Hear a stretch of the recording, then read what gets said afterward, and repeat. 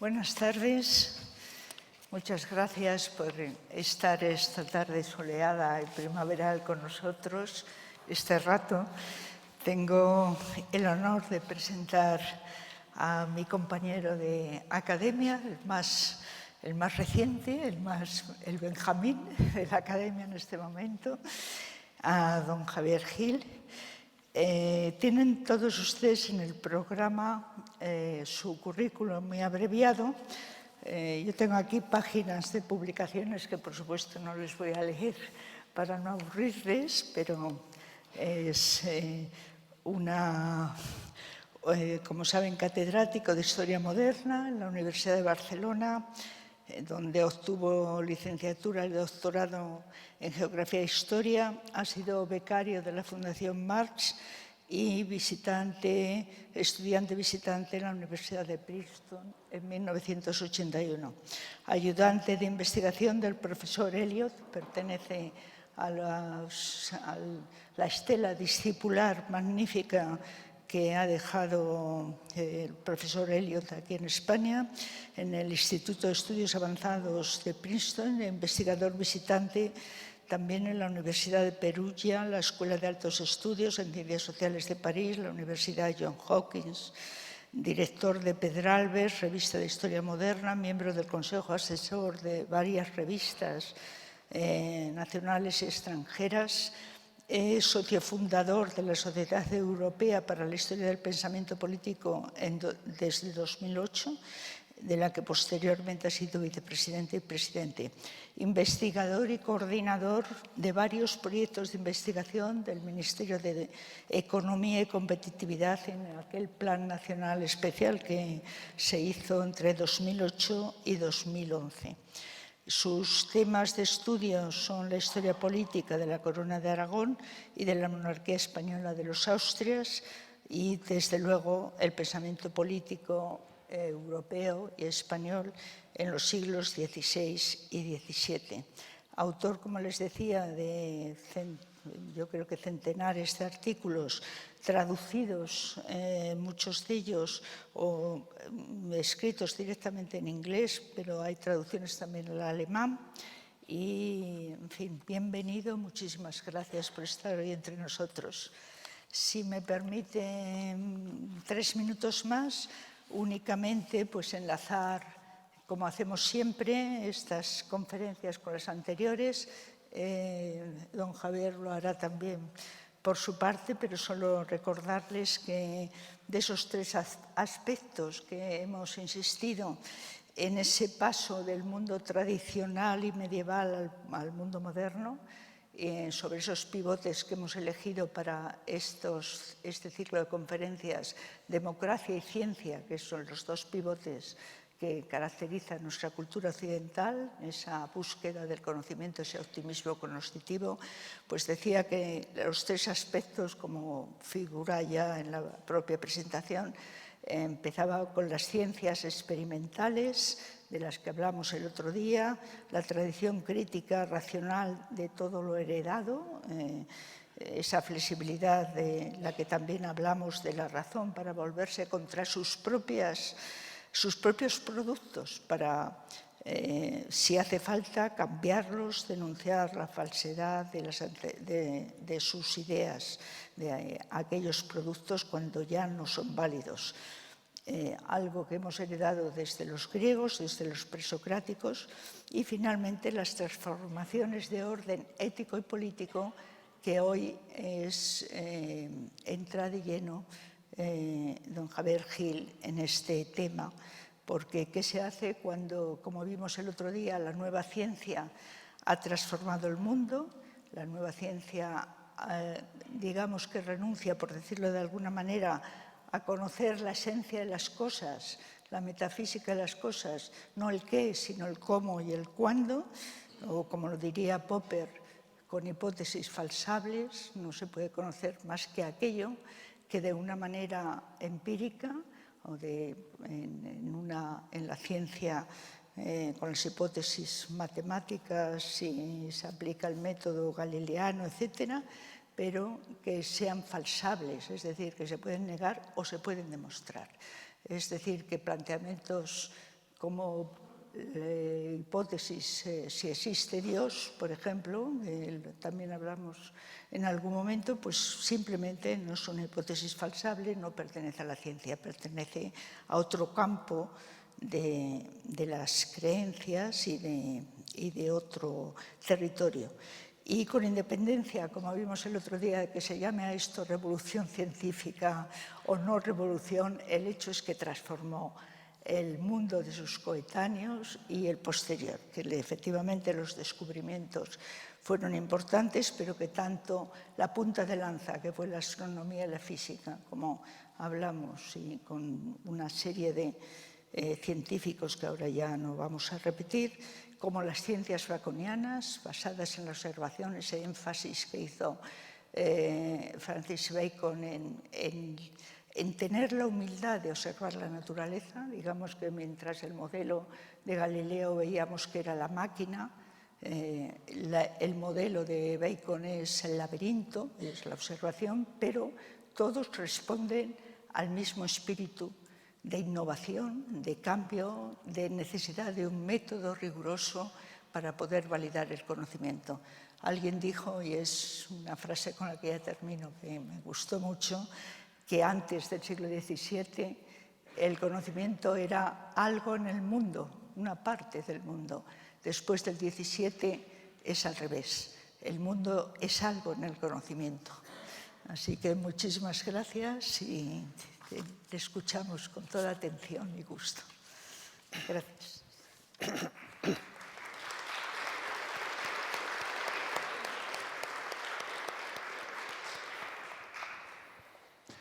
Muchas gracias, doña Carmen, por esta presentación tan generosa que ha realizado de mi persona y de mi trayectoria. Muchas gracias asimismo por este introito, algo más que un introito, mucho más que una introducción, recordando y volviendo sobre cuestiones que pues franquean y me facilitan y me complican el tema de mi exposición. Muchas gracias a la Fundación BBVA, en la persona de su director, don Rafael Pardo, por incorporarme en este prestigioso ciclo de conferencias que son reflexiones para todos nosotros, una invitación de la que me siento muy honrado y quiero, pues, naturalmente, expresar mi agradecimiento. Muchas gracias también, señoras y señores, por considerar que lo que yo buenamente pueda compartir con ustedes pueda ser de algún provecho. La historia de las ideas políticas conoce una nueva etapa con el Renacimiento y el inicio de la Edad Moderna, como sucede asimismo en otros campos del saber. Los nombres de Nicolás Maquiavelo y Tomás Moro, entre tantos otros, encarnan este nuevo capítulo de la historia de la cultura. Más aún, se suele decir que El Príncipe de Maquiavelo, escrito en 1513, aunque publicado 20 años más tarde, inauguró la política moderna mediante su tratamiento pragmático y secularizado de las cuestiones gubernativas, mientras que la Utopía de Tomás Moro, publicada en 1516, si bien entonces significó una obra atípica, inspiraría en el futuro diversos movimientos de reforma y de planificación social, sea la organización de comunidades indígenas por Vasco de Quiroga en Michoacán, Nueva España, poco después, en la década de 1530, sea mucho más adelante el socialismo utópico y ciertas propuestas de propiedad colectiva de la tierra en el siglo XIX.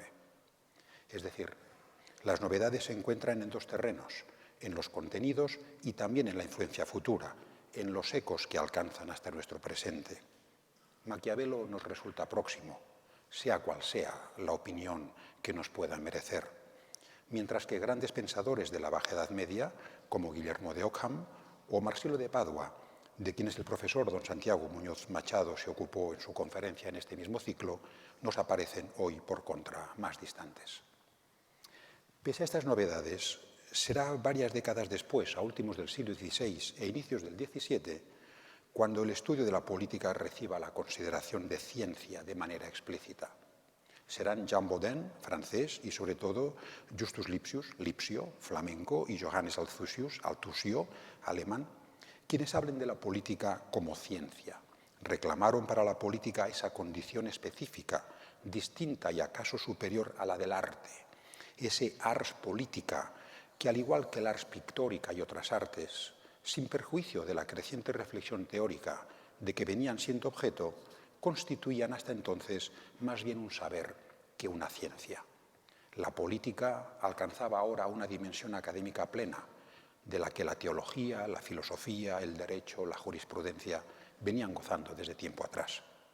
Y en este sentido, es significativo que Altusio y Petro Cuneus y otros fueran profesores de política en sendas universidades, las de Jena y Leiden, respectivamente, en Centro Europa.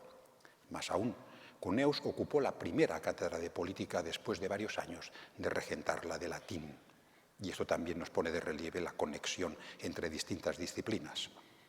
El mundo cultural español no fue ajeno a esta corriente.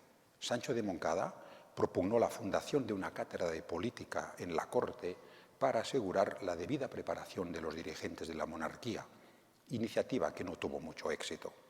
La tónica general, en cualquier caso, apuntaba hacia una opinión creciente de que a las fuerzas vivas de la sociedad no les bastaba con serlo para dirigir la comunidad a buen puerto, sino que debían depurar su natural preparación mediante el estudio y, en particular, el de una ciencia nueva, la ciencia política. Conviene distinguir de todos modos entre novedades en la reflexión sobre la política y la aparición, como venimos viendo, de la ciencia política propiamente dicha. Algo parecido sucede con la ciencia económica, a título de recordatorio. Adam Smith, considerado fundador de la misma por su conocido tratado Origen de la riqueza de las naciones de 1776, era profesor de filosofía moral en la Universidad de Glasgow. El jesuita José de Acosta, el primer gran antropólogo moderno, gracias a su magnífica Historia Natural y Moral de las Indias, de 1590, fue ante todo misionero en Perú y posteriormente profesor de teología en la Universidad de San Marcos de Lima. Y el mencionado Lipsio, gran autoridad en moral y en política, fue profesor de latín y de historia en Leiden. En esta conferencia me propongo trazar el desarrollo de las ideas políticas desde inicios del siglo XVI, en pleno Renacimiento, hasta finales del siglo XVII, a las puertas de la primera Ilustración, con intención de identificar los autores y los planteamientos más significativos para el criterio inspirador de este ciclo, la búsqueda de nuevas reflexiones sobre la vida política y social. Para ello, tal como expuso nuestra coordinadora, doña Carmen, la profesora Carmen Iglesias, en su conferencia inaugural, habrá que tomar también en consideración las corrientes anteriores todavía vigentes, así como los contextos y circunstancias en que esos autores vivieron. Para todo ello, Maquiavelo es, cómo no, volvemos a él siempre, un punto de inicio obligado. Heredero de una rica corriente de humanismo cívico, el florentino debe su fama a la situación no deseada en la que se encontró en 1512 a la edad ya madura de 43 años. En aquella fecha, Florencia experimentó uno de sus frecuentes cambios del régimen político, esta vez el regreso de los Medici al poder, cambio que a Maquiavelo, persona muy significada en el gobierno derrocado, le supuso su destierro a una casa de campo de su propiedad, situada en las afueras de la ciudad, a apenas unos 20 kilómetros, desde la cual veía la ciudad y era motivo de reflexión y de nostalgia. El mucho tiempo libre del que ahora una persona dedicada hasta entonces a la acción política, el tiempo libre del que ahora disponía, lo dedicó a la lectura de autores latinos, sobre todo el historiador romano Tito Livio, con el doble propósito tan humanista de recrearse en los clásicos y de obtener de ellos lecciones para su presente, en particular para la suerte que su Florencia estaba corriendo. De allí surgieron El Príncipe y los discursos sobre las décadas de Tito Livio. Y si bien los discursos eran obra de mucha más ambición temática y mayor elaboración literaria, fue El Príncipe, en su brevedad y estilo directo, la que le reportó notoriedad perdurable.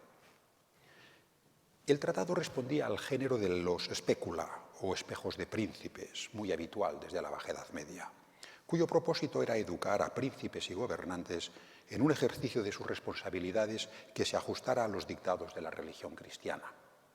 Erasmo de Róterdam efectuó una aportación justamente entonces, en 1516, y de primer orden a este género, mediante su educación del príncipe cristiano. Pero frente a estos escritos, más bien repetitivos, el muy singular Speculum de Maquiavelo presentaba unos contenidos marcadamente distintos. Basándose en las enseñanzas de la historia, que permitían conocer, como él dijo, la verdad efectiva de las cosas, buscó una comprensión realista de la política y a tal efecto argumentó que la principal tarea del gobernante no era tanto adquirir el poder y conquistar nuevos dominios, sino conservar lo uno y lo otro. Sin rodeos, expuso un criterio de bondad política autónomo de la bondad religiosa. Buen príncipe sería aquel que lograra conservar el poder. Para ello, el príncipe debía saber cuándo le convenía ajustarse a los dictados de la religión y cuándo no. Más aún, una determinada decisión política no era buena o mala en sí misma, según se conformara o no con los superiores valores cristianos, sino que lo sería según el resultado que obtuviera. Es decir, el criterio de bondad no era intrínseco a la acción tomada, sino que se remitía al futuro, un criterio de bondad, por tanto, circunstancial, condicional y utilitario. Por tanto, el gobernante debía aprender a no ser bueno con arreglo a los criterios habituales y al mismo tiempo, advierte Maquiavelo, granjearse fama de justo y cristiano, una fama que le ayudaría a ser obedecido. El príncipe no era un manual para déspotas, pues el autor advertía de que un exceso de rigor podía resultar contraproducente para el objetivo de conservar el poder y de que el gobernante, aun sin menospreciar a los poderosos, los optimati de la sociedad florentina e italiana, debía preferir el apoyo del pueblo. Pero sí que mostraba Maquiavelo resueltamente que la toma de decisiones debía efectuarse según las circunstancias dictaran. La discusión sobre la pareja o el binomio honestum et utile, lo correcto y lo útil, un tópico en la época en términos morales, recibió de Maquiavelo una solución nítida en términos de política práctica. Lo útil devenía correcto. No es fácil sopesar qué suponían estas consideraciones entre lectores de la época. Para entonces, un reconocimiento de que la eficacia no dejaba de imponerse era ya de dominio común, aunque no de un modo tan explícito, y así quedaba recogido en una máxima que se citaba muy a menudo, atribuida al emperador romano Tiberio y más recientemente a Luis XI de Francia: quien no sepa disimular, no sabrá reinar. Lo mismo sucedía con otros dos pasajes conocidos del Tratado del Príncipe. Maquiavelo constató que las gentes tenían fuertes convicciones religiosas y así invitaba tácitamente al gobernante a valerse de ello en la prosecución de sus fines. Y en segundo lugar, atribuyó a la diosa Fortuna el resultado de la mitad de las acciones humanas, opinión que añadía un factor adicional de indeterminación en la acción de gobierno y en la toma de decisiones.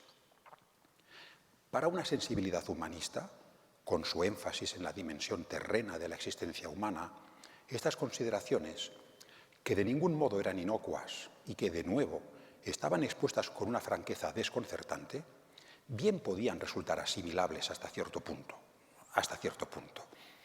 Pero El Príncipe no fue publicado hasta más tarde, en edición póstuma de 1632, y para entonces el ambiente cultural y religioso del conjunto de Europa estaba cambiando a causa de la fractura producida en el seno de la cristiandad occidental entre católicos y luteranos.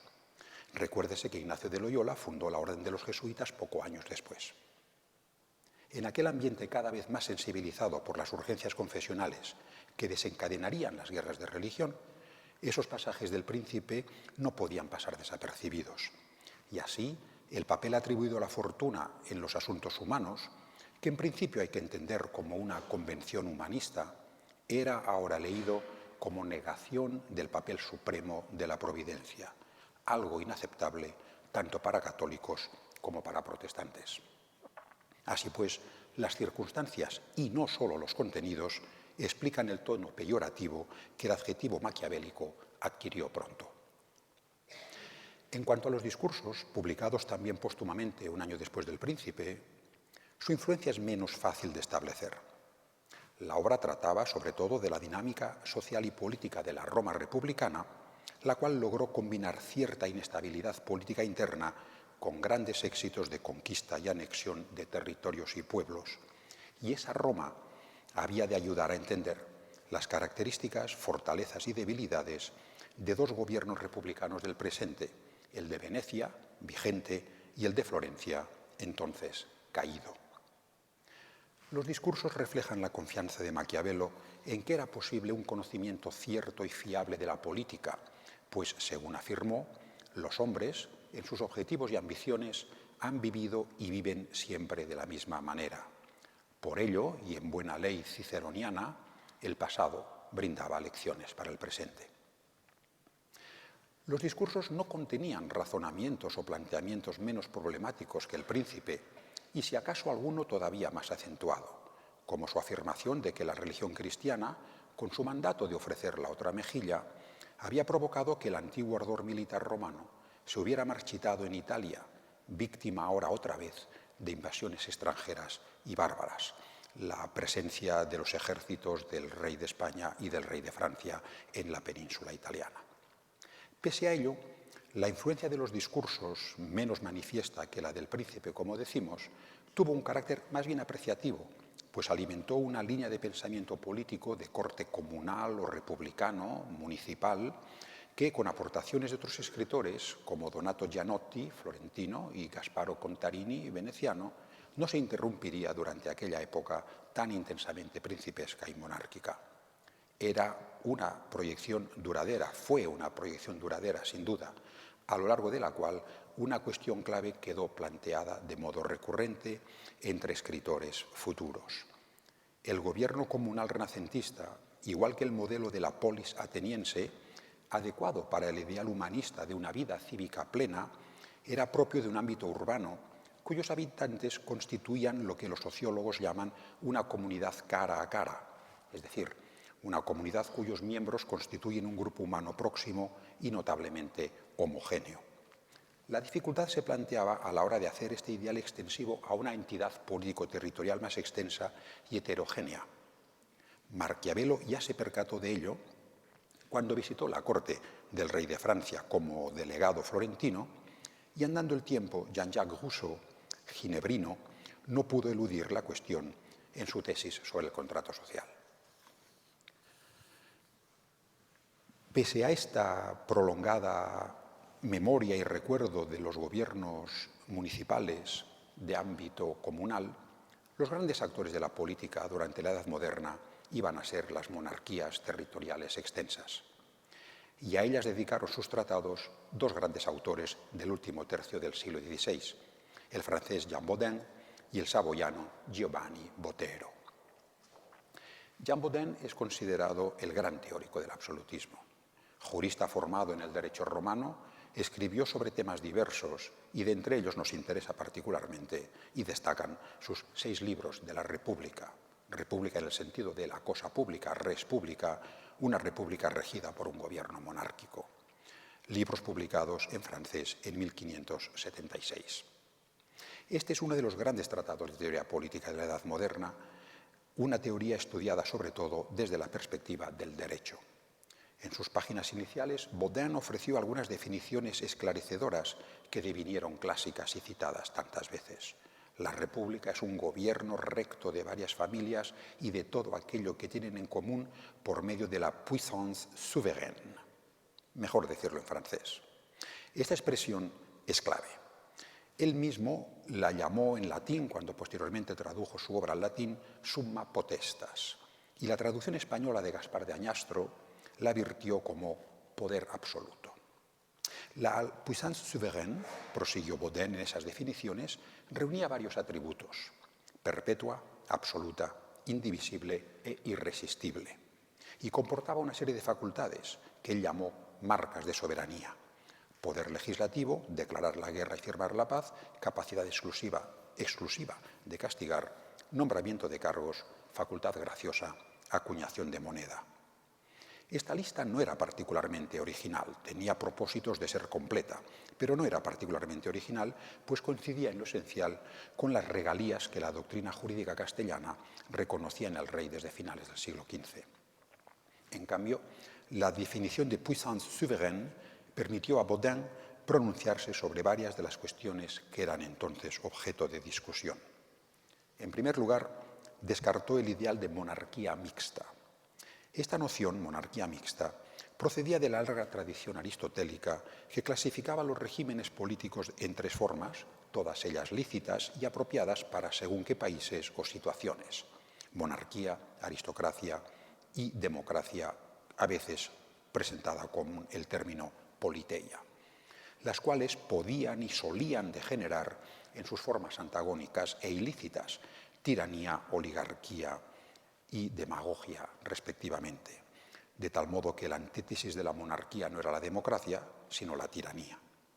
A lo largo de la Edad Media, y también en aquel presente, se consideraba que la manera de evitar esa degeneración era la monarquía mixta, es decir, la combinación de lo mejor de cada uno de los tres regímenes mencionados: gobierno de uno, principio monárquico; asesorado por los consejos de los sabios, principio aristocrático; y participación de los gobernados en la elaboración de las leyes en los parlamentos, principio democrático. Baudin rechazó este régimen mixto y prefirió los regímenes puros, y de entre ellos el monárquico, por ser el más acorde con el mundo creado. Y en segundo lugar, el adjetivo absoluto tenía en Baudin, a su vez, dos significados precisos. Por un lado, significaba íntegro, no compartido, es decir, el rey ostentaba la soberanía de modo privativo en detrimento de los parlamentos u otras instituciones. Y por otro lado, el rey estaba absolutus, absuelto, desligado del cumplimiento de leyes previas. Es decir, el rey ostentaba la facultad legislativa con carácter doblemente absoluto, íntegro en detrimento de los parlamentos y con capacidad plena de dictar nuevas leyes y derogar las anteriores. De estos contenidos del adjetivo absoluto deriva nuestra noción de absolutismo, tan habitual, aunque peca de excesivamente genérica. Y es que Baudin establecía límites a esa capacidad. En el ejercicio de su puissance souveraine, el rey debía respetar la ley divina y la ley natural. Así pues, el rey bodiniano detentaba una facultad legislativa absoluta y a la vez limitada. Y también era limitada su capacidad de establecer impuestos. Debía contar con el consentimiento de los padres de familia del reino, pues la propiedad familiar quedaba fuera del alcance de los designios del rey, a diferencia, preciso Baudin y tantos otros autores, a diferencia del mundo otomano, donde el sultán disponía sin cortapisas de la propiedad de sus súbditos, signo inequívoco de despotismo oriental. Baudin dedicó poca atención a un factor característico del absolutismo: el origen divino de la autoridad. Esta noción no era una novedad de la época, aunque solemos asociar absolutismo con el principio de derecho divino de los reyes. Esta noción procedía del Antiguo Testamento. En los Proverbios, Yahvé, siempre temible, proclama: por mí los reyes reinan y los príncipes determinan justicia. Todos los poderes, monárquicos o no, absolutos o no, se reclamaban de origen divino. Había, sin embargo, salvedades a este respecto. La soberanía, que solo podía tener su origen en Dios, llegaba al rey de modo directo o bien de modo indirecto, a través del pueblo. La noción de soberanía de origen divino correspondía propiamente a la primera modalidad, la directa. Por contra, los juristas y teólogos de la Escuela de Salamanca, Francisco de Vitoria, Domingo de Soto y sobre todo Francisco Suárez, fueron quienes articularon de manera más clara la segunda modalidad, la de una soberanía real de origen popular. Dios había conferido la soberanía al pueblo y éste seguidamente, mediante un pactum subjectionis o un pacto de sometimiento, la había transferido al rey en un momento indeterminado, o mejor dicho, en un momento ahistórico. Era un supuesto más que una cronología. Esta transmisión podía a su vez haber sido de dos características: completa e incondicional, mediante la cual el pueblo se privaba a sí mismo de toda reserva de poder y quedaba obligado a obediencia incondicional, o bien una transmisión parcial y condicionada, mediante la cual el pueblo retenía un determinado grado de soberanía que le había de permitir ejercer el derecho de resistencia legítima en caso de que el rey no cumpliera con sus deberes y deviniera en tirano. Esta segunda modalidad fue defendida abiertamente por el jesuita Juan de Mariana, quien en su tratado del Rey y de la Institución Real de 1599 arguyó la licitud del tiranicidio, tesis que tanta polémica levantaría en una Europa en la que la postura mayoritaria ante un gobierno considerado injusto era la de la obediencia pasiva. Había pues una viva teoría política castellana de monarquía limitada o paccionada, coetánea con las teorías igualmente pactistas de Navarra y de la Corona de Aragón. A diferencia de las castellanas, esas otras teorías situaban el origen del pacto en un pasado, ahora sí, histórico o por lo menos temporal, aunque oportunamente impreciso. Su mejor ejemplo eran los supuestos fueros de Sobrarbe, en virtud de los cuales el rey de Aragón tenía un origen electivo y condicionado a la observancia de las condiciones que le habían sido impuestas. Y esas condiciones previas eran las que permitían proclamar que en Navarra y en Aragón antes hubo leyes que reyes, al margen del grado de veracidad histórica que este aserto pudiera tener. El cronista aragonés Jerónimo de Blancas desarrolló plenamente estas tesis en sus comentarios a las cosas de Aragón, publicados en latín en 1588, en unos momentos de fuertes tensiones gubernativas entre Felipe II y las autoridades del reino. Las teorías de monarquía limitada o mixta, comunes en tiempos anteriores, se vieron espoleadas ahora por las tendencias autoritarias de los gobiernos y por las guerras de religión, civiles e internacionales, entre católicos y reformados. Ambos motivos de tensión confluyeron en los autores franceses llamados monarcómacos, es decir, que combatían la monarquía, los cuales defendían el derecho de resistencia no solo por ser partidarios de una monarquía limitada, sino sobre todo por ser hugonotes, calvinistas, enfrentados a un rey católico. Combatían a la monarquía en tanto que monárquica y sobre todo en tanto que católica. El factor religioso fue asimismo determinante en uno de los documentos antimonárquicos más famosos de la época, la Apología del Príncipe de Orange de 1581, Guillermo de Orange, que invocaba razones contractualistas para dotar de legitimación la abjuración por parte de Guillermo de su rebelión calvinista holandesa contra Felipe II. Fueros provinciales, preeminencia monárquica y beligerancia religiosa empujaban a los actores políticos al tiempo que inspiraban también a los escritores y a los teóricos. El propio Bodin no pudo sustraerse a este ambiente. Si bien sus 6 libros de la República es una obra de elaboración prolongada en el tiempo, tal es su envergadura temática y carga erudita, su prólogo se hizo eco de los escritos monarcómacos muy recientes y les acusó de promover la anarquía licenciosa bajo pretexto de libertad popular. Se entiende bien, pues, que uno de los atributos de la soberanía bodiniana fuera el de irresistible. Cualquier resistencia al rey era ilícita. El ambiente religioso también estaba influyendo en la recepción de Maquiavelo, según hemos visto. La Iglesia Católica lo incluyó en el primer índice de libros prohibidos de 1559 y el calvinista francés Innocence Gentile inauguró en 1576, curiosamente el mismo año de la gran obra de Bodin, la que sería frondosa corriente del antimaquiavelismo mediante su tratado en francés, Discurso sobre los medios para gobernar bien o Antimaquiavelo. La militancia antimaquiavélica de católicos y protestantes no bastaba, sin embargo, para despejar el viejo dilema entre honestum et utile, correcto y útil, de tal modo que en aquellas circunstancias en las que los enfrentamientos entre países y religiones se libraba también en alta mar, en competencia colonial, el llamamiento maquiavélico a lo útil no podía ser ignorado. A ello respondió un término nuevo, razón de Estado, que pronto se hizo común y popular. Aparece en 1570 en un escrito de Giovanni della Casa, en un pasaje en que este literato italiano diferenciaba entre razón civil y razón de Estado. Pero fue Giovanni Botero, antes mencionado, quien asentó su uso en su tratado del mismo título en italiano de la razón de Estado, de 1589. En el prólogo, Botero explica que en sus muchos viajes había oído un uso despreocupado de la expresión razón de Estado, y podemos colegir que ese uso despreocupado era la del sentido maquiavélico que él prudentemente omite. Y confesaba que había escrito su tratado para refutar semejante cinismo. Botero ofreció dos definiciones de razón de Estado.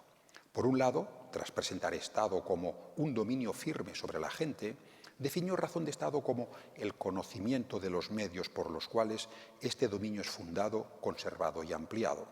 Y por otro, la definió también como aquellas acciones que no pueden ser consideradas a la luz de la razón ordinaria.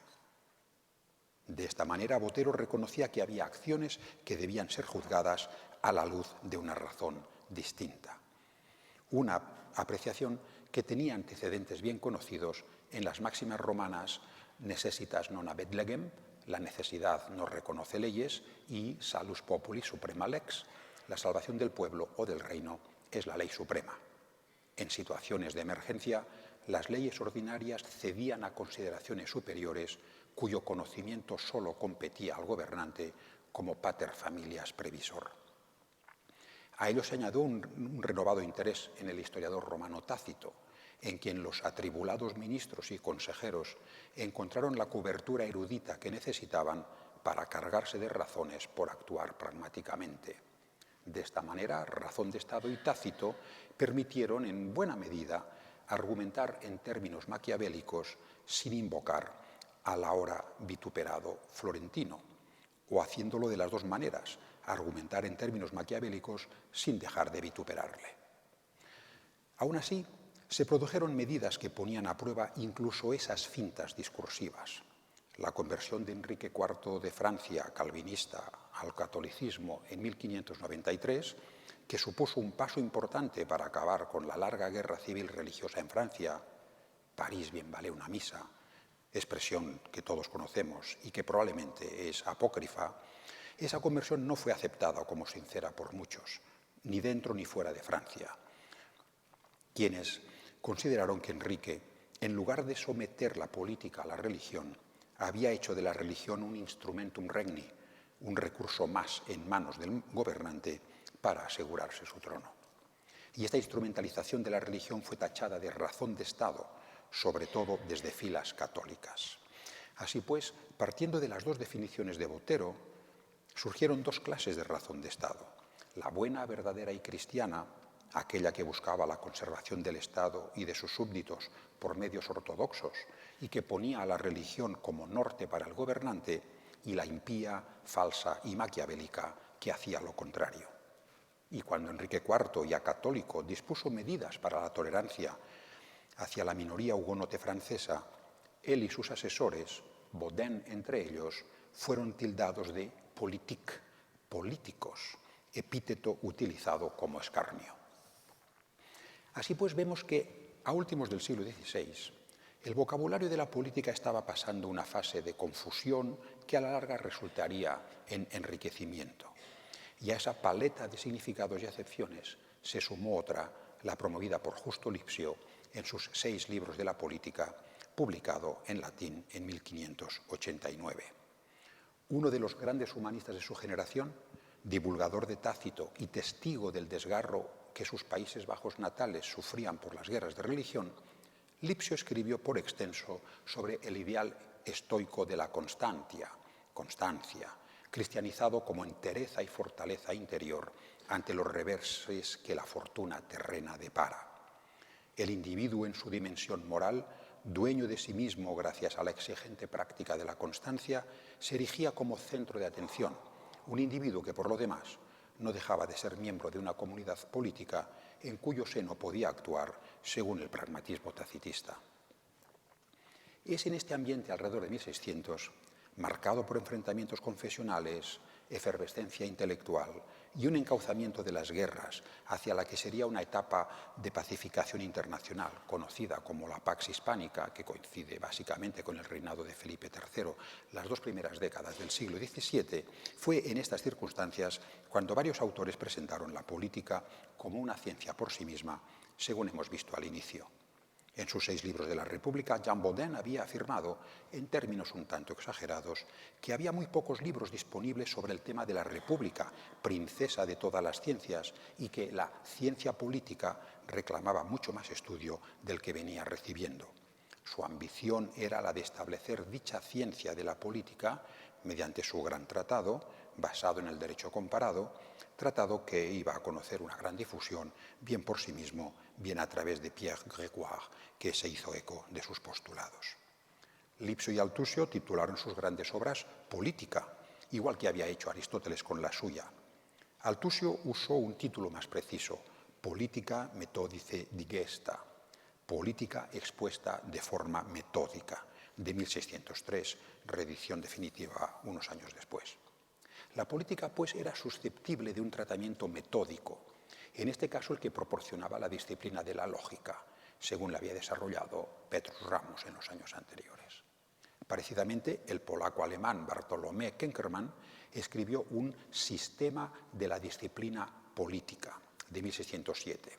A este elenco de grandes autores, que se significan, como vemos en nuestro tema, hay que añadir el magno tratado del jesuita Francisco Suárez sobre las leyes y Dios legislador, de 1612, una de las cumbres intelectuales europeas del momento.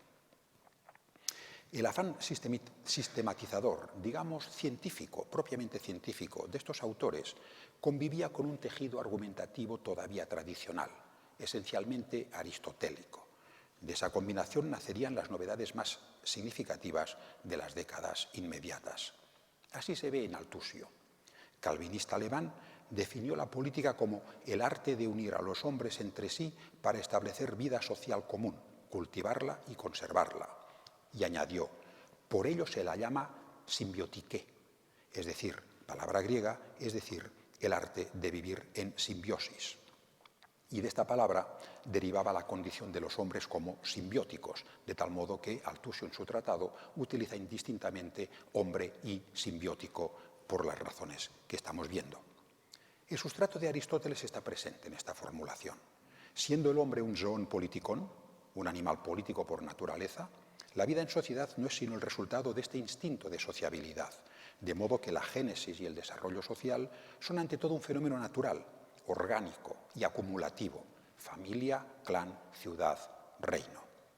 El principio de autoridad era concebido como algo también natural y espontáneo, y radicaba en el pater familias en tanto que procreador. Esta era una matriz común para los escritores políticos durante la Edad Media y el Renacimiento, a la cual algunos autores añadieron un elemento de voluntad, muy importante, pues este elemento voluntarista daba lugar a ideas más o menos precisas entonces sobre un pacto feudo-vasallático interindividual o pacto político entre rey y reino, según hemos visto. Instinto, voluntad y pacto constituían, por lo tanto, los fundamentos de la vida social. Althusser reconoció estos factores, pero puso el acento en el carácter individual y voluntario del pacto. La consociación, nos dice, la consociación de la política es aquella con la cual, por pacto expreso o tácito, los simbióticos se obligan entre sí a comunicación mutua de aquello que es necesario y útil para uso y consorcio de la vida social. Y aquí muy oportunamente vemos el binomio necesario y útil hermanados, como venimos viendo. Subyacían en estas definiciones dos elementos: los principios teológicos calvinistas, que facultaban a cada individuo a ingresar de manera voluntaria en una u otra agrupación religiosa calvinista, y el horizonte de referencia de nuestro autor, las poderosas ciudades-estado alemanas y holandesas. Junto a la matriz aristotélica, el conocimiento del pasado constituía otra fuente para la disciplina de la política, ya sabemos, la historia maestra de la vida. Y aquí, Baltasar Álamos de Barrientos, gran tacitista español, se significó por su convicción de que la política era una ciencia, y así lo expresó en sus aforismos de 1614. Para ello se basaba en que los afectos humanos eran siempre los mismos, ecos de Maquiavelo, a lo largo del tiempo, y que de ellos solían derivarse los mismos efectos, afectos y efectos, y eso permitía hacer predicciones.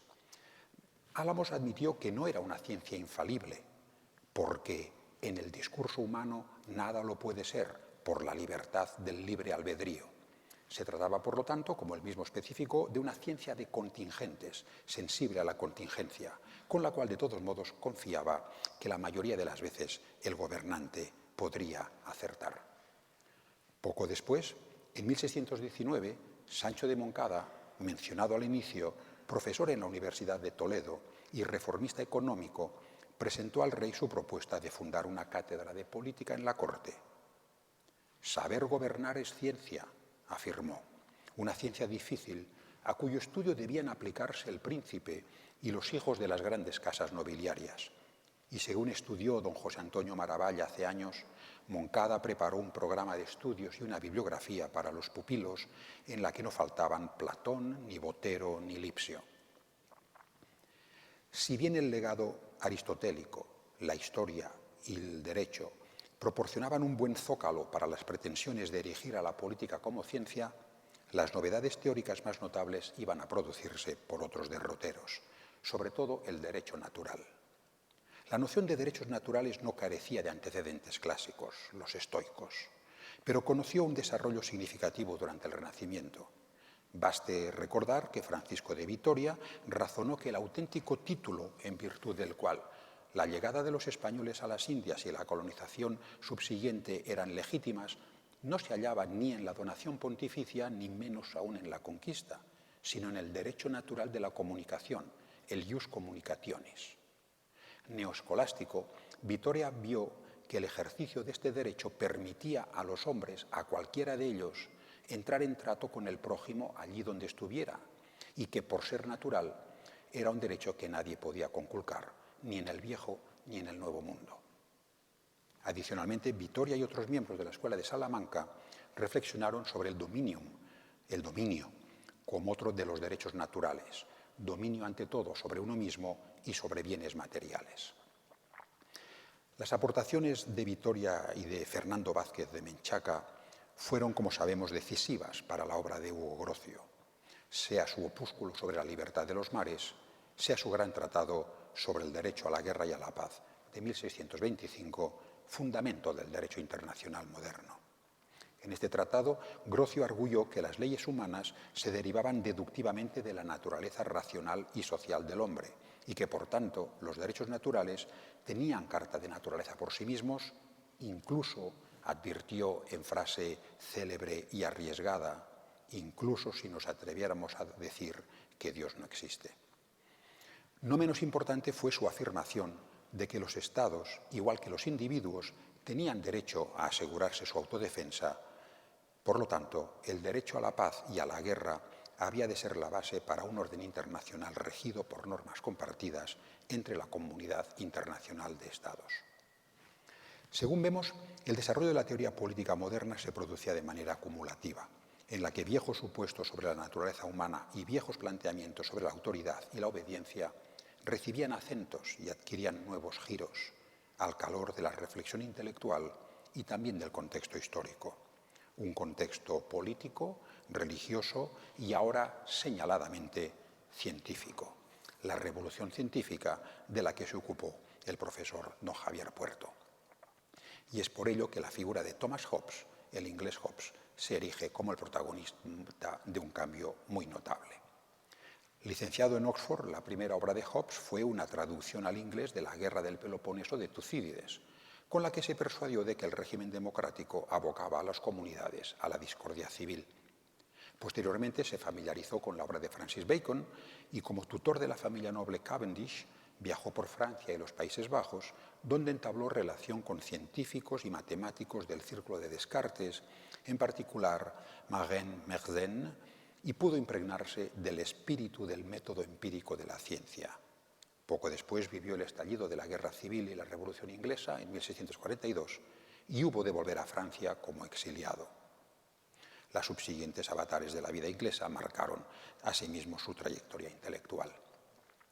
Hobbes tuvo muchos intereses: geometría, óptica, filosofía moral.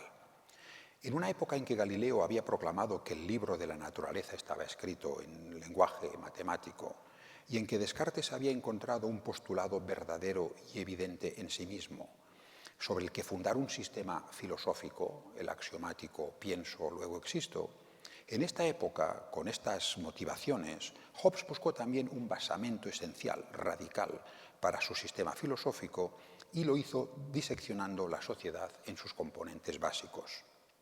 La sociedad se compone de individuos, los individuos de cuerpo y alma, el cuerpo de músculos, huesos y tendones, el alma de pasiones y pulsiones. La pulsión esencial, irreprimible, es el miedo, un sentimiento que tensiona músculos, nervios e intelecto. Hobbes, nacido en 1588, contaba que experimentó el miedo antes incluso de nacer, todavía en el seno de su madre, cuando ésta se sintió alarmada ante la noticia de que la armada enviada por Felipe II se acercaba a las costas inglesas. Fuera como fuese, el miedo individual y el resultante deseo de autoconservación era el primer factor a tomar en cuenta en todo estudio sobre la vida social.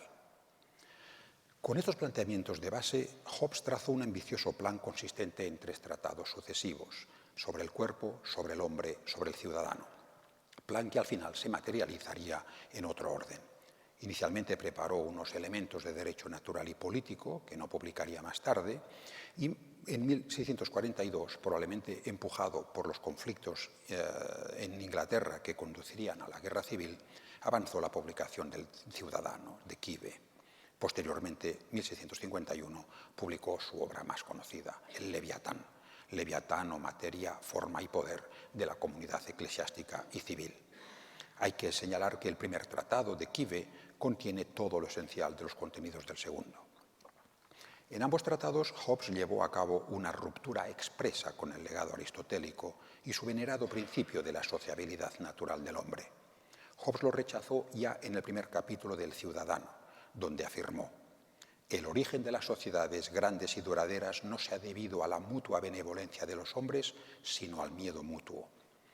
Lo explicó porque los hombres viven inicialmente en un estado de naturaleza primigenio, en el que son todos libres e iguales, dotados de un mismo derecho natural a la vida y, para asegurarla, dotados de un mismo derecho de todos a todas las cosas.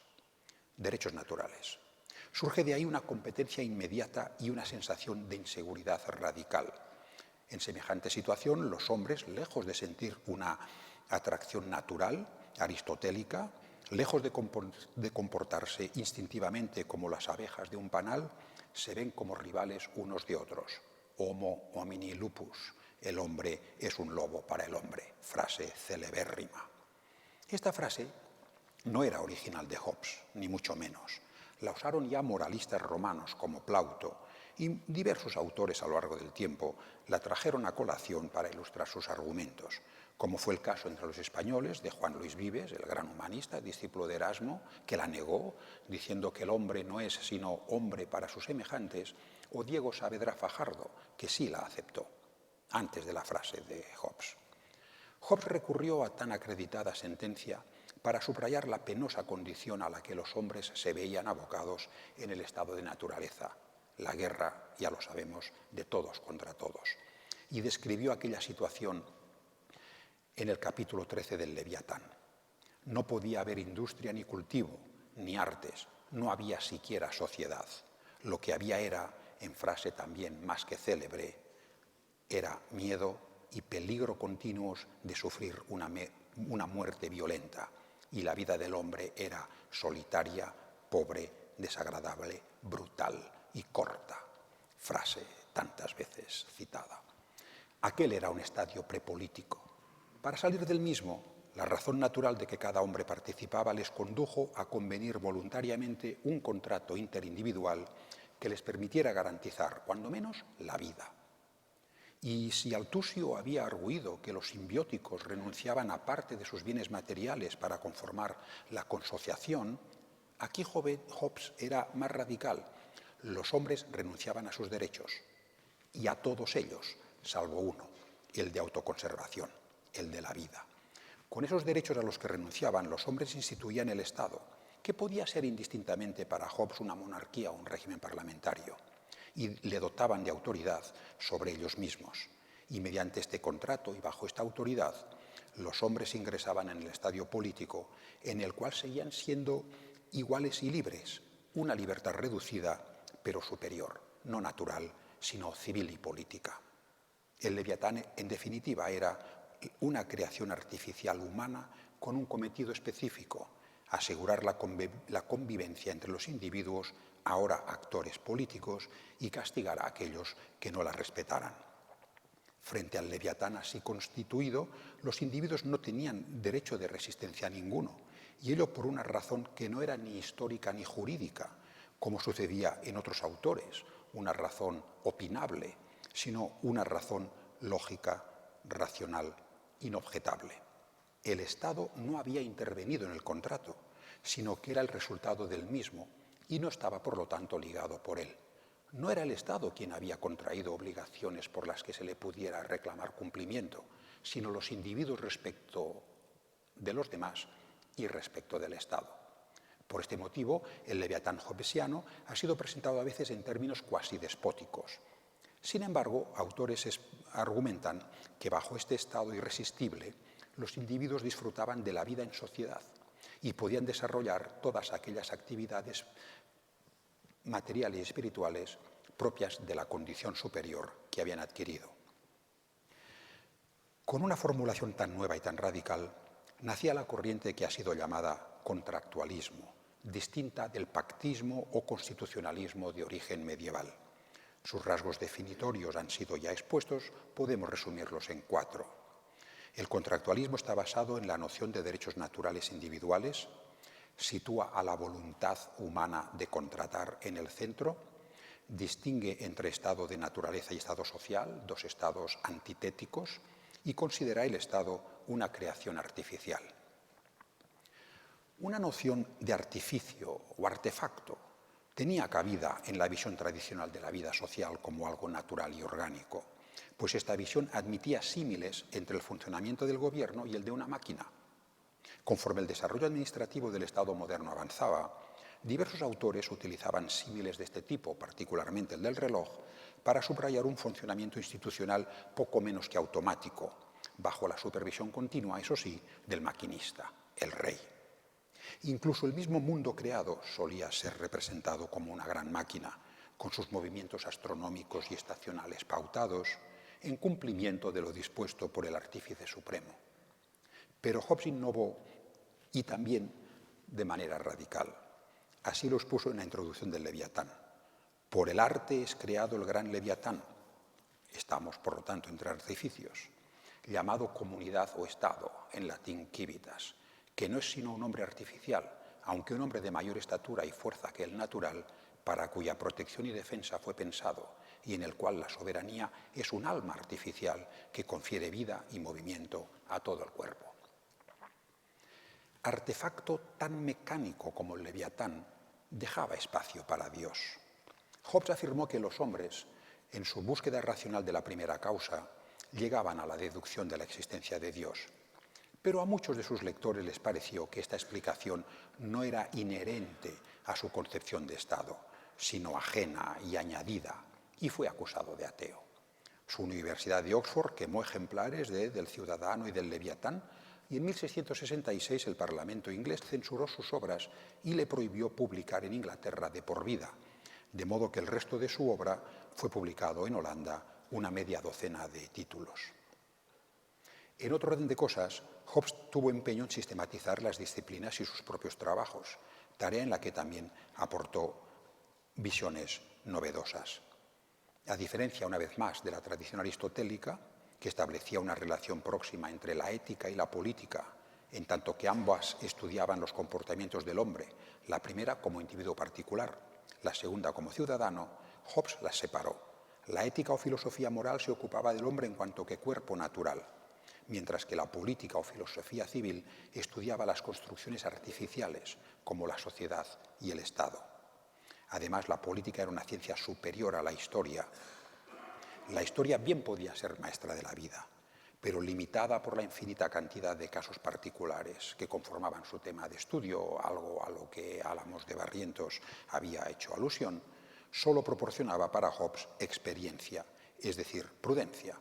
Por contra, la política, basado en lo que los hombres racionales deben hacer, constituía una ciencia y proporcionaba sabiduría.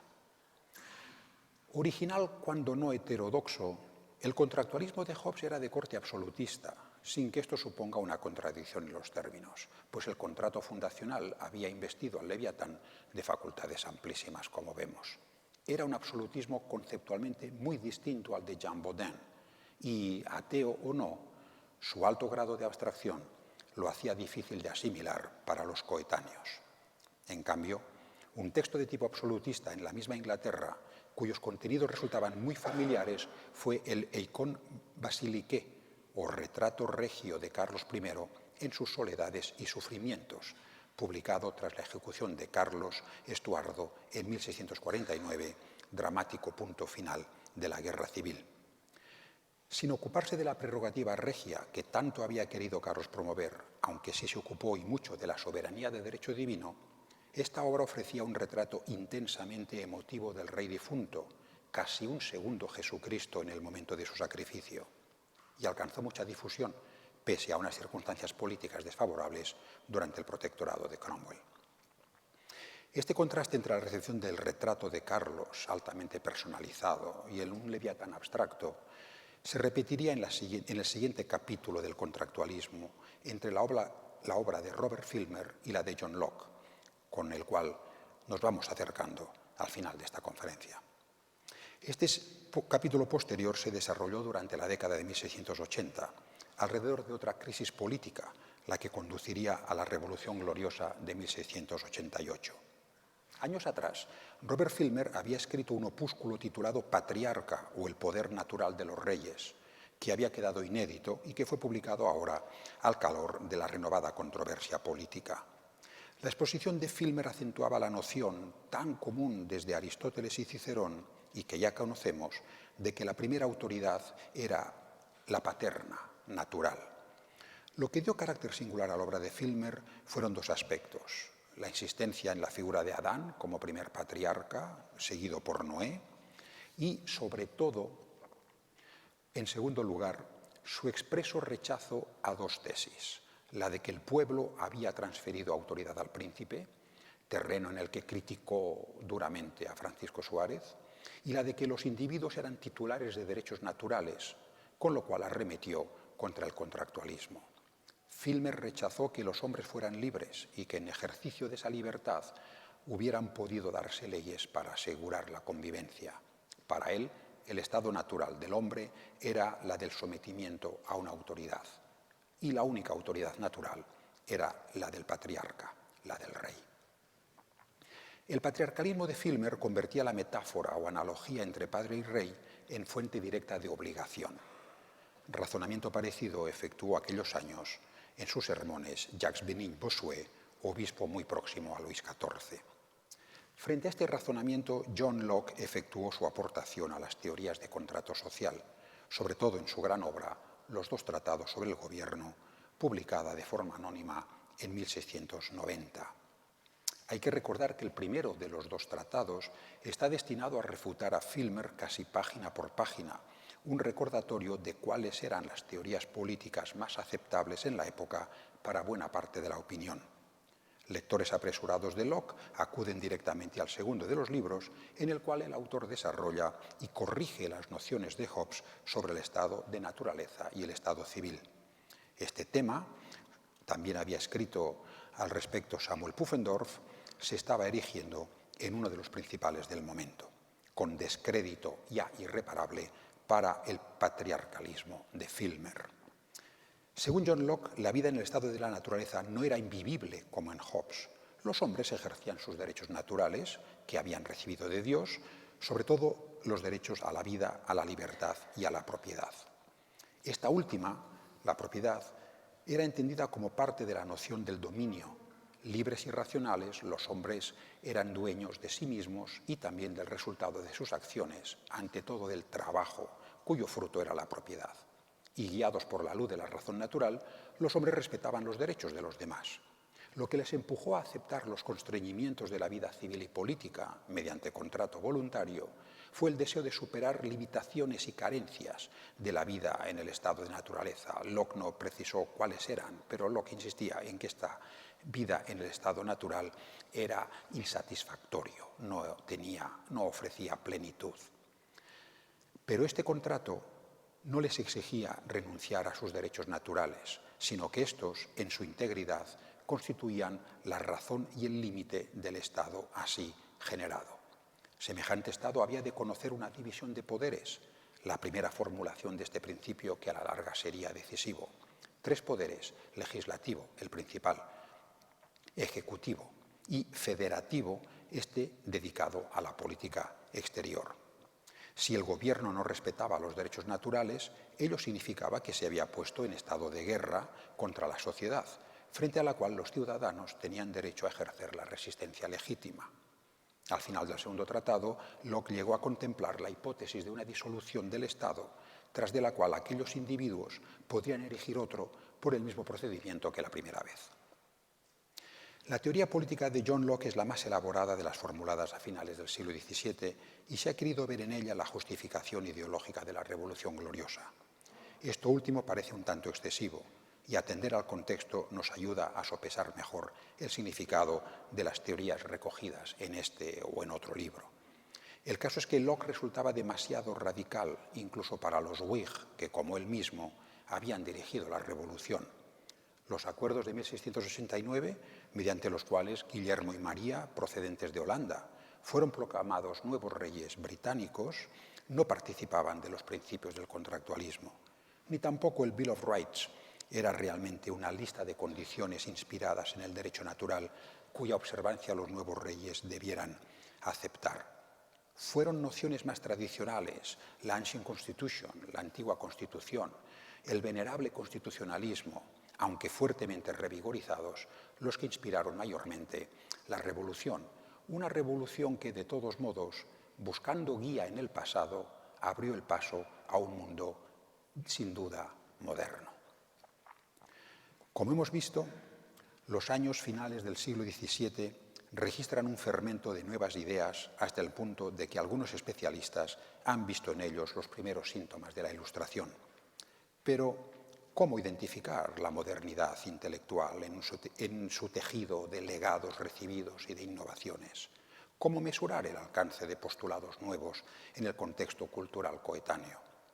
Estas son cuestiones mayores que quedaron sabiamente planteadas por nuestra coordinadora, doña Carmen, en su conferencia inaugural. Nuestro punto de llegada hoy, John Locke, nos permite apuntar algunas observaciones. Su verdadera influencia en la vida política inglesa se demoró bastante tiempo y fue en Francia donde encontraría a sus valedores más rendidos, en particular Voltaire. Pero Voltaire era un personaje más amigo de déspotas ilustrados que de parlamentarios que se ganaban la vida como negociantes.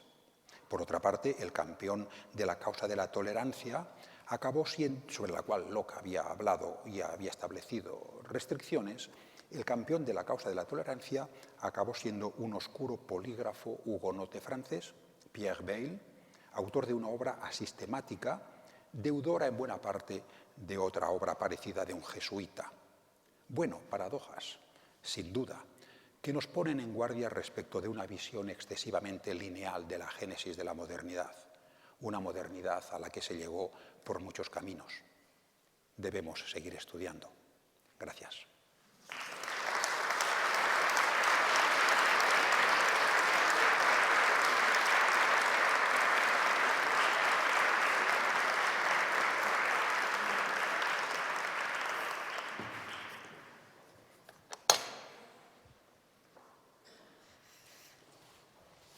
Muchas gracias, querido Javier, por esta magnífica y lúcida conferencia, clarísima en todos sus puntos. Antes de preguntar al público, yo tenía algunas cosas, me ha parecido además magnífico todas esas matizaciones que has hecho, de manera que hay un montón de tópicos para destruir en cada uno de los autores que ha citado exhaustivamente para una conferencia de 1 hora, o menos. No, nada de larga y además brillantísima. Yo tenía 2 o 3 cosas muy rápidas. Un poco por la destrucción de tópicos que has realizado. Respecto a Maquiavelo, que está muy bien, en ningún momento has mencionado fines y medios, que es algo que a los estudiosos nos pone muy nerviosos siempre, ¿no? Sino, aunque no sé si, vamos, lo conocerás de sobra, sino que está más lo que te hemos escuchado, me parece, en la línea de un Isaiah Berlin, cuando habla del conflicto de obligaciones, de que realmente el mensaje revolucionario o el mensaje, en fin, escandaloso de Maquiavelo, de ver las cosas como son, es que en la vida, e incluso en la vida individual, ¿no? Llega a decir Berlin, nos encontramos en ciertas situaciones en que tenemos códigos éticos que son contradictorios y hay que elegir porque tenemos que tomar una decisión u otra y esa elección tiene un costo, ese conflicto de códigos, ¿no? Y bueno, no sé si te parece, lo de Berlin es que me ha parecido que estabas en esa línea, ¿no? Que es mucho más complejo y lo has explicado muy bien por las circunstancias históricas y por el contexto histórico, porque Maquiavelo es rechazado cuando las guerras de religión y el odio y el fanatismo y la intolerancia rigen prácticamente en toda Europa por unos y por otros. Sí, sin duda. Maquiavelo, como hombre político, como practicante del ideal de la vida activa y luego como escritor, pues en sucesivas etapas de su trayectoria tuvo que hacer frente a esas disyuntivas y a esa gradación de obligaciones y yo creo que fue una inquietud que le acompañó de por vida. Ya en los dos libros célebres de los que nos hemos ocupado, El Príncipe y los discursos, se puede observar diferencias en cuanto que un libro, El Príncipe, pues está más orientado, como su propio título indica, a ofrecer recetas gubernativas eficaces.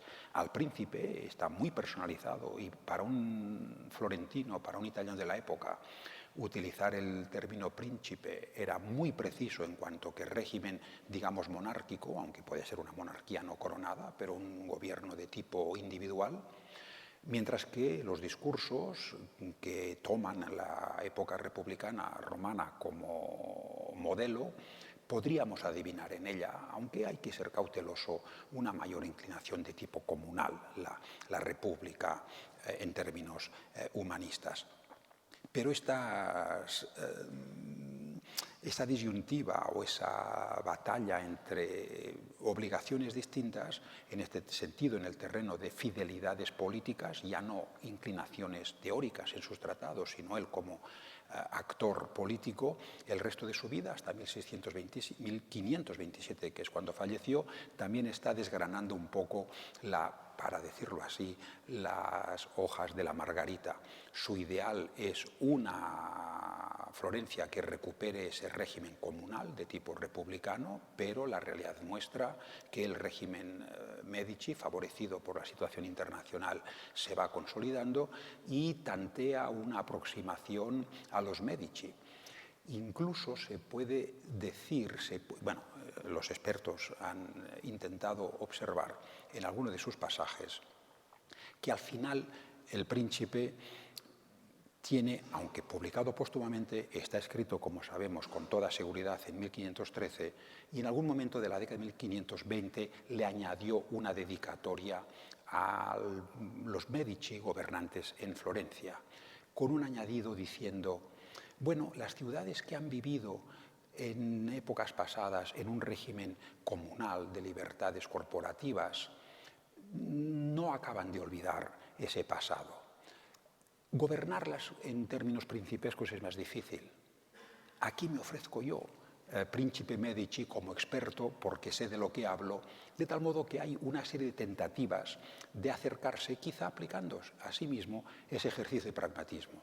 El régimen Medici se consolida, es un hombre llevado por la vocación política práctica, quiere regresar a las tareas de gobierno, se acerca a los Medici sin éxito, porque no consiguió lo que buscaba. Pero en cualquier caso podemos imaginarle en sus últimos años batallando con estas disyuntivas de obligaciones y de fidelidades hasta el final. También ahí me ha encantado la puissance souveraine, ¿no? La soberanía, porque también el absolutismo, es verdad que la traducción al español ha complicado las cosas, porque normalmente cuando se dice monarquía absoluta, la gente piensa en que es casi una tiranía, ¿no?